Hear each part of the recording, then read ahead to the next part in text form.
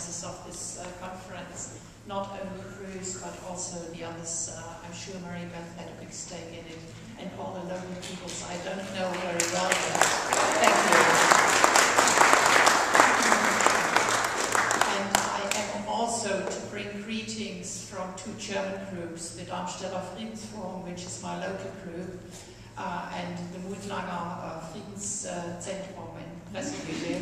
They jointly funded my flight to come here. I could not have afforded to come here. Unfortunately, none of them had the time to do so. So I'm here for the two groups, and I'm very grateful that I can be here with all of you. I want to go back a little in history, because I always feel when I talk about missiles and missile defense that it has a lot to do with me as a person, or at least with me, with my German background. Most of you are probably aware that the history of missiles began from Germany, when the German military launched the V1, which was the first cruise missile, and the V2 in particular, the first ballistic missile, and the V2 destroyed large parts of cities like London and Liège and Antwerp, and killed thousands of people. And that was the first time that warfare was taken from the land, the sea, and the air out into space, because it was actually the first missile that sort of scratched on the edge between the atmosphere and what we call space. And the United States immediately understood the implications of this new weapon, which is why towards just actually a few days before the end of the war, Werner von Braun contacted US troops, and Werner von Braun, the father of the V2, who had been an SS soldier, and many of the V2s were built in concentration in underground facilities that were where concentration camp prisoners needed to work. Werner von Braun and 120 of his scientists and engineers were brought to the United States in the course of Operations Overcast and Paperclip, as well as approximately 100 V1 and V2 missiles that had not been launched yet, and tons of documents and spare parts. And that really was the starting point, the origin of all US space and ballistic missile programs. So that was the start for the intercontinental ballistic missiles, the nuclear missiles, as well as for the launches that brought Apollo to the moon eventually. So I always feel it has a lot to do with me, because it originated in Germany. But while the US followed up on what Werner von Braun and his team had been doing in Germany by building space launches and ballistic missiles, they also at the same time started immediately after the Second World War to think about, this is a new weapon, how could we defend against this weapon? Because the arms race pretty much is about building an offensive weapon, trying to build defense against it, and then build another weapon that would overcome the defense, which then needs a defense again. So that is the whole part of the arms race. And the United States set out thinking about missile defense right after World War II.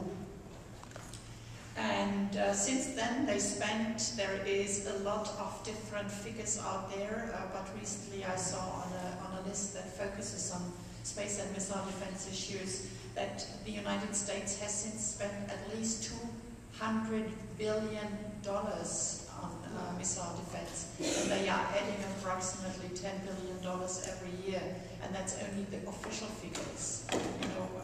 Research and development being done not under the cover of the defense budget is not even included in this. major time for missile defense, of course, was Ronald Reagan's Star Wars plans, which were at that time not feasible for technical reasons, for scientific reasons, but also financially. It just was not doable. But that did not mean that the missile defense plans were ever dropped. No administration in the United States after Reagan has ever dropped missile defense plans. They were just different names all the time. We had to learn different acronyms and names all the time, and they had different focus to each of the programs, but it was never dropped. So with George W. Bush, we mainly talked about what during his time was labeled as the ground-based ballistic missile defense. During his administration, there were actually launches for the system is not that a missile would hit a missile in space. What it's about is that a missile, an attacking missile or a missile from an enemy would release warheads, most probably nuclear warheads, and the United States would launch other missiles, defensive missiles, and those missiles would release interceptors, the so-called kill vehicles we already heard about, and would hit the warhead in space with sheer force. So that's what we speak about, basically. So it's not really defending against missiles, but against the warheads that are released. And launches for these defensive missiles with the interceptors were actually deployed in Alaska and in California under the Bush administration.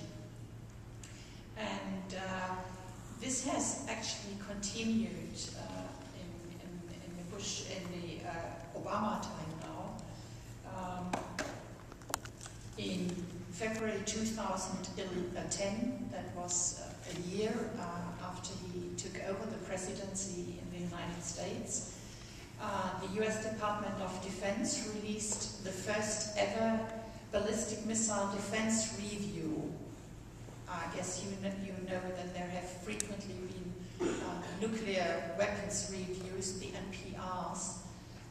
This was now the first time that they reviewed ballistic missile defense. What would you say? What's available, what they want, what priorities they have, what hardware they have or want. And it's a document, and there is a version available that is open that we can actually look at in the internet. And it gives 6 priorities, this document, for missile defense, and I will just quote 3, and it's quotes from this document.